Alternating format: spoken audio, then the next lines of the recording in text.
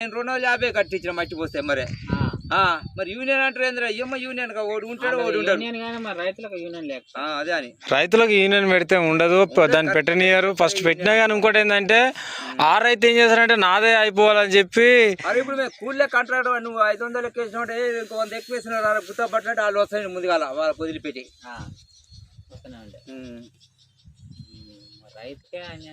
ఇప్పుడు ప్రతి ఒక్కడు బ్రతికేది రైతుతోటి ఎవడు వ్యవసాయం చేసి రైతుతోటి జనాభా బతికేది మొత్తం వ్యవసాయం చేస్తుడు కానీ కూలోడు కానీ వ్యాపారస్తుడు కానీ బట్టల షాపుడు కానీ నూనె అమ్ముడు ఎవ్వడు కూడా మనతోటే బాగుపడ అంటాడు.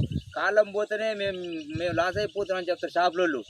మీరు కాలం అయితే అన్ని కొంటారు మీరు పండిస్తారు, మేము బతికేదే రైతులతో రెడ్డితో ఎవడైనా వ్యాపారం చేస్తాడు.